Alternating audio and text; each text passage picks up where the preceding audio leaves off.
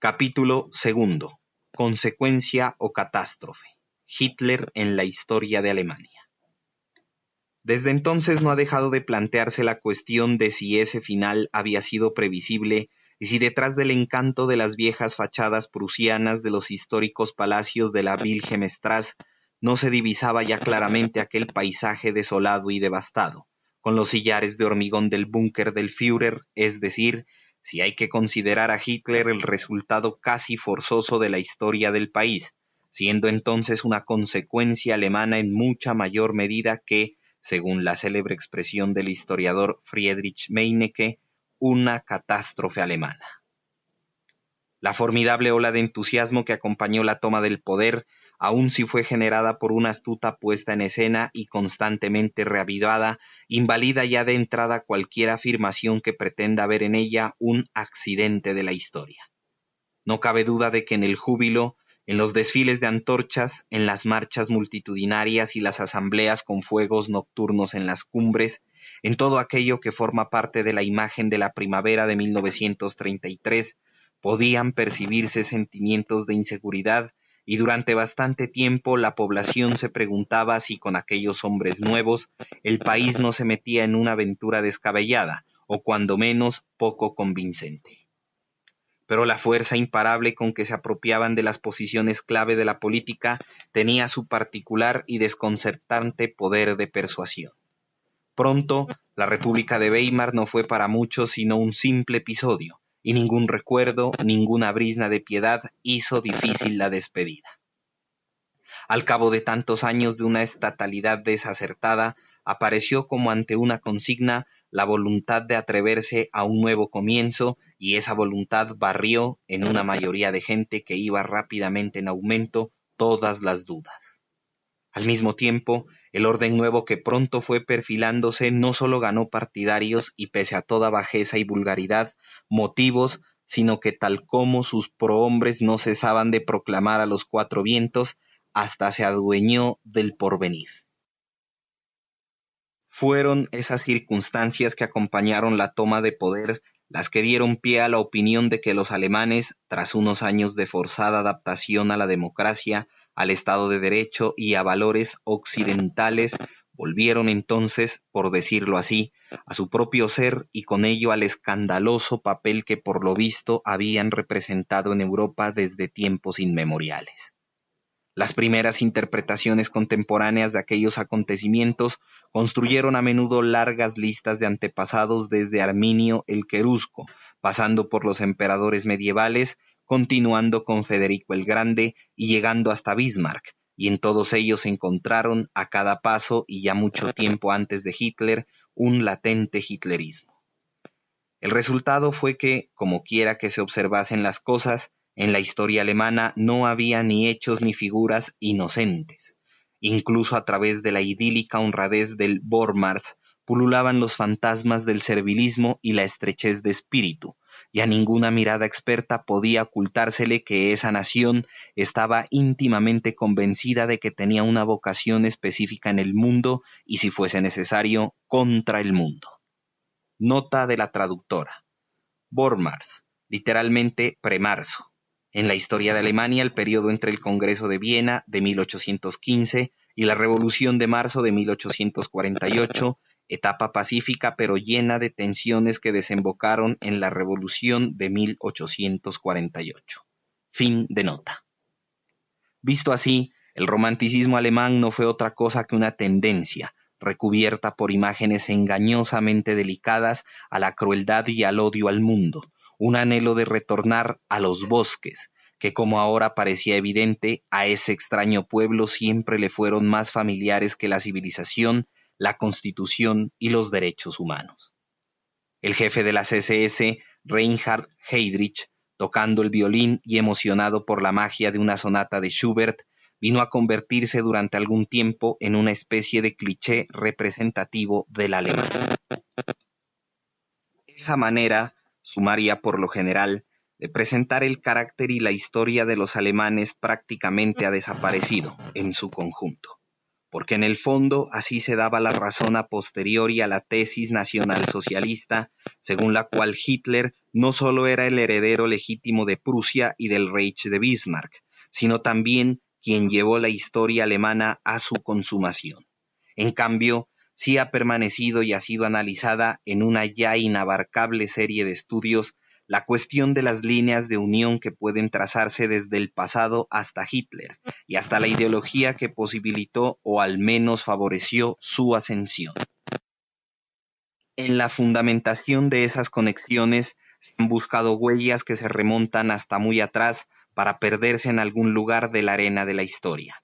Era, por ejemplo, el alejamiento de la realidad del pensamiento alemán unido a un insolente concepto de la cultura que había despreciado lo político, o en cualquier caso no lo había asimilado.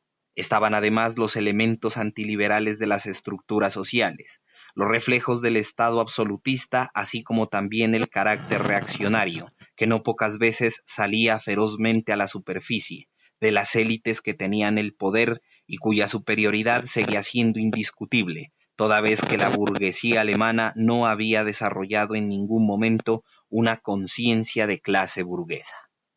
Este y muchos otros rasgos característicos, continuaban diciendo, habían llevado a una tradición de disciplina social que siempre había estado en una especie de espera pretotalitaria. Si a eso se añadía la fragilidad tradicional de las instituciones políticas del país, se comprendía la debilidad de los alemanes por los líderes carismáticos.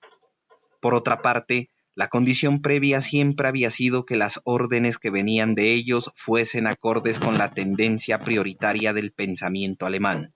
Por un lado, el espíritu del siglo, fomentado por las angustias del momento y por ciertos complejos de país cercado, y por otro, la tendencia básica a convertir cualquier cuestión de actualidad en una decisión de vida o muerte y a introducir en la política una carga de contenidos mitológicos. Sin duda alguna, una buena parte de esta y de otras consideraciones que sobre todo en el debate sobre la llamada vía especial alemana han dado lugar a interminables discusiones, puede ser puesta en relación con la figura de Hitler. Sin embargo, hay que pensar que la historia siempre tiene más posibilidades de evolución de lo que parece a quien, rastreando sus huellas, emite un juicio a posteriori. Forzosamente los conocimientos de esa persona están determinados en gran medida por las preguntas que nunca plantearía si no conociera el final. Por último, hay que tener en cuenta que situaciones parecidas, si bien con acentos muy diferentes, pueden encontrarse prácticamente en todas las naciones, al menos en las del continente europeo. Seguramente de las circunstancias históricas alemanas no resulta una vinculación seria, establecida sin agudezas especulativas, con Hitler, y a lo sumo se podría decir que la capacidad de resistencia contra su ascensión estaba paralizada por la evolución específica del país. Y también queda sin responder la pregunta subsiguiente de por qué el nacionalsocialismo fue mucho más cruel y concentradamente inhumano que la mayoría de los movimientos extremistas a fines de los años 20 y 30. Si se ahonda en esta cuestión, tratando de ver más claro y absteniéndose de interpretaciones demasiado plausibles, entre los hechos específicos alemanes en un sentido más estricto, cuenta sin ninguna duda el choque, por completo inesperado, con la realidad de la derrota del otoño de 1918. La nación que, literalmente hasta los propios días del armisticio, había soñado el sueño de gran potencia de 1870 a 1871 y que caminaba hacia tiempos de esplendor, se vio pronto confrontada con un cambio súbito de todas sus circunstancias vitales, una revolución, considerada por la inmensa mayoría de los alemanes mera rebelión de la chusma, y con un olor a carroña que alteraba por completo todas las normas imperantes hasta el momento. El caos en las calles, largos periodos de hambre, un desempleo masivo desconocido hasta entonces y desórdenes de carácter social que afectaban a provincias enteras. Nota de la traductora. Tiempos de esplendor. La frase es del emperador Guillermo II, que prometió a los alemanes, al iniciar su reinado, que él les depararía Herrliche Zeiten, tiempos espléndidos. Fin de nota. Vino a sumarse a ello el Tratado de Versalles, puesto en escena con pomposa palabrería sobre la paz, pero dictado en realidad por la hipocresía, la sed de venganza y una hiriente cortedad de miras, con la humillación intencionada y también entendida así de la tesis del artículo 231 sobre la plena responsabilidad del estallido de la guerra. Más que todos los gravámenes materiales impuestos por las potencias vencedoras, sublevó interiormente al país su expulsión del grupo de las naciones respetadas, y un observador ha comentado a este respecto que ya entonces se formó una comunidad de los amargados, que sólo esperaba la llegada de un caudillo que dictara las consignas. La inflación, con el empobrecimiento de amplias capas de la sociedad, así como la crisis económica mundial que vino pocos años después, aumentaron aún más esa indignación, y cada una de estas debacles y tantas otras que no cesaron de añadirse se cargaron en cuenta a la República de Weimar, acosada por todas partes. Hitler aprovechó para sus fines estas emociones y todo lo que daba pie a la indignación, y que en el umbral de los años 30 la gente consignaba con furia creciente, y a lo largo y a lo ancho del país denunciaba la crisis que él agravaba al mismo tiempo con todos los medios de que disponía. Esa crisis era la promesa más segura de poder. Nunca podrá aclararse de forma definitiva la cuestión, planteada en innumerables ocasiones y hasta ahora sin una respuesta medianamente satisfactoria, de las causas de su éxito, si se prescinde de que su ascensión tuvo lugar en una nación quebrantada espiritualmente. Y además, la aceptación que tuvieron él y su movimiento fue, más que ninguna otra cosa, una desatinada huida de la desafortunada República de Weimar, el Estado con el gorro de bufón, como la llamó uno de sus desesperados defensores, zarandeada por fuera y por dentro objeto de escarnio para demasiados enemigos que sólo estaban unidos por el desprecio y el odio a lo establecido. Este fue uno de los factores que oscurecieron la visión de la honda fractura política que perciben numerosos observadores actuales, una vez conocidas las posteriores atrocidades del régimen de 1933. Los coetáneos no la percibieron o solo raras veces, pero para comprender con mayor exactitud lo que ocurrió es preciso saber que prácticamente ninguno de los que vivieron entonces tenía una idea relativamente adecuada de la dictadura totalitaria que estaba fraguándose y de hasta qué punto la carencia de derechos, la arbitrariedad y la violencia podían funcionar en un país que pasaba por ser una de las civilizaciones de primera magnitud. La imaginación, ni siquiera la de los enemigos de los nuevos gobernantes, no llegaba muy lejos. La gran mayoría pensaba, a lo sumo, en un régimen autoritario, como la Italia de Mussolini, en la que, como todos sabían, los trenes volvían a ser puntuales. Después de los disturbios de la época de Weimar, casi todo el mundo deseaba, por así decir, que volvieran las numerosas puntualidades alemanas, que se habían hecho de menos durante casi 14 insoportables años. Pero un elemento esencial que nunca se valorará lo suficiente de lo específicamente alemán es el propio Hitler. Toda la complicada búsqueda de orígenes históricos y sociales, llevada a cabo con tanta visión de conjunto y tanto discernimiento, al final tiene que retornar a su persona y no puede prescindir de la biografía personal que dio a los acontecimientos los impulsos decisivos. En ninguna otra parte, en cualquier caso, en ninguno de los países de entreguerras que sufrieron turbulencias semejantes, hubo un caudillo de fuerza retórica comparable a la de Hitler. No hubo hombre de parecida capacidad de organización e ingenio táctico, ni de igual radicalismo. Solo una vez dicho esto, hay que añadir que Hitler partió, en cuanto a política de poder, de ciertos legados de origen más antiguo o más moderno. De la idea, por ejemplo, de que el este del continente era el espacio vital natural del Reich que estaba, por así decir, esperando la colonización, y en efecto, el debate sobre el objetivo bélico durante la Primera Guerra Mundial ya había reclamado concentración parcelaria étnica, con operaciones de traslado de población dentro de extensos territorios. Y asimismo, esa alianza ideal que Hitler había previsto la estrecha unión con el Imperio Británico para aparecer junto con el pueblo primo hermano germánico del otro lado del canal como las potencias rectoras del mundo, ya estaba pensada anteriormente, al menos en esquema, así como algunas cosas más. Sin embargo, la tarea más urgente con que se enfrentaba la política alemana era la superación del Dictado de Versalles, y ese propósito constituyó al mismo tiempo el punto por el que Hitler, en sus esfuerzos por atraerse a las antiguas clases dominantes que no habían superado el dolor por el fracaso de sus ambiciones de gran potencia, pudo acceder a ellas. Un memorial de la Reichswehr del año 1926 para el Ministerio de Asuntos Exteriores formulaba como una especie de línea directiva a medio plazo de la política exterior alemana lo siguiente. Primero, la liberación de Renania y del territorio del Sarre. Después, la eliminación del pasillo polaco que separaba el Reich de Prusia Oriental.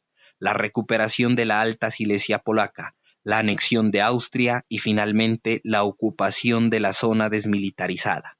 Ese fue, si se prescinde del orden de factores, el programa de política exterior de Hitler durante los años 30. Por muchos que fueran los reparos contra su extravagante tendencia a jugarse del todo por el todo y contra su idiosincrasia de bandido, esas clases dominantes reconocieron en el jefe del NSDAP al hombre que estaba en situación de realizar sus propósitos revisionistas. En cualquier caso, él supo como ningún otro utilizar el Tratado de Versalles, junto con los generalizados sentimientos de humillación, como un método integrador por encima de todas las barreras y movilizar así a la nación. Lo que sus protectores y cómplices no tuvieron en cuenta y quizá ni siquiera imaginaron era que Hitler estaba firmemente decidido a tomar al pie de la letra sus visiones, extraña mezcla de fantasía y frío cálculo. Sus peroratas sobre la guerra, sobre el nuevo orden del mundo y sobre un imperio gigantesco que llegaría hasta los Urales y aún más allá, no eran debidas, como ellos pensaron equivocadamente, a las inspiraciones momentáneas de un temperamento impulsivo.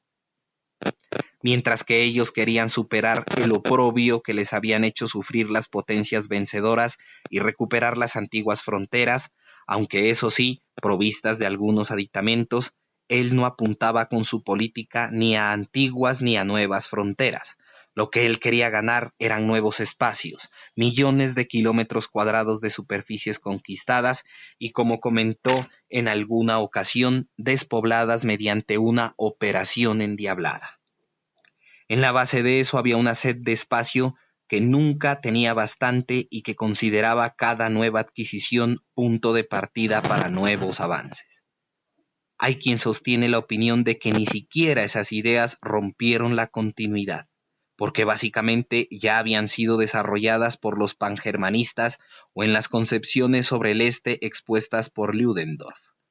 Por lo que en efecto rompió la línea de continuidad fue la carga de fermento ideológico que le añadió Hitler, aquel delirante conglomerado de ideas sobre enfermedad del mundo, envenenamiento de razas, exterminio y renovación de sangre para salvar al universo. Con ello hizo irrupción algo que superaba en su base toda la hasta entonces, por así decir, ingenua codicia imperialista, una utopía racial que prometía el surgimiento de una nueva era cósmica. Esta debía nacer gracias al esfuerzo y a la lucha de varios cientos de millones de hombres genéticamente conscientes y unidos que cumplían impasibles su misión histórica, conquistaban espacios, exterminaban o mantenían en situación de dependencia escalonada a todos los de raza inferior, el hombre nuevo, que de modo incesante aplanaba, destruía, trasladaba y en los hoteles de masas del KDF situados en las islas del Canal, en los fiordos de Noruega o en Crimea, descansaba en alegre folclor comunitario de su misión histórica. Nota de la traductora. KDF, Kraft durch Freude, Fuerza a través de la alegría. Organización Nacional Socialista encargada de configurar a precios módicos el tiempo libre, excursiones, viajes, conciertos, deportes. El capital provenía en gran parte del dinero confiscado a los sindicatos obreros en 1933. Fin de nota. era romper con todo lo que había sido el mundo hasta entonces y se sucumbe posteriormente a la propaganda del régimen si se atribuye a aquella revolución un origen que no tuvo. Aquel monstruoso proyecto solo tenía su origen en él mismo. En cualquier caso, nadie había pensado nunca de modo tan radical y demente, y por eso no había línea de unión con ninguna parte. Desde luego, no con Bismarck, ni con Federico el Grande, ni en absoluto con los emperadores medievales. Era sobre todo la falta total de un sentido de la responsabilidad más allá de su persona, la ausencia de una ética de servicio desapasionada y altruista, y la carencia de moral histórica lo que distinguió a Hitler de cualquier predecesor que pueda venir a las mientes. Con un egocentrismo que carece de precedentes históricos, equiparó la existencia del país con la duración de su propia vida, como le reprochaba Albert Speer en una carta del 28 de marzo de 1945.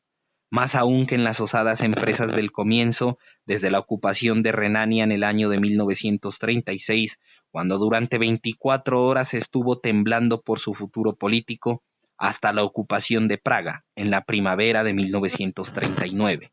Fue al final cuando dio claramente a entender que solo era un jugador que había ido a parar a la política, un osado taur que lo había apostado todo y había perdido. Después solo estaba la nada.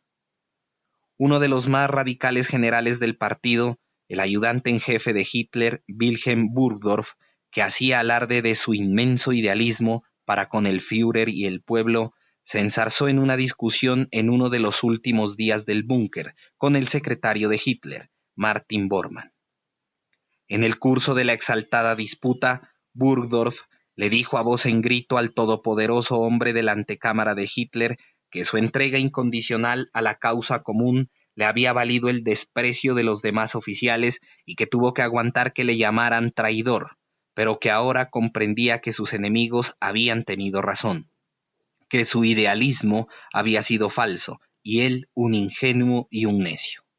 Cuando el general Krebs, militar adicto al Führer y testigo de aquella explosión, quiso mediar entre ambos, Burgdorf lo rechazó. «Déjame, por favor, Hans. Una vez había que decir todo esto».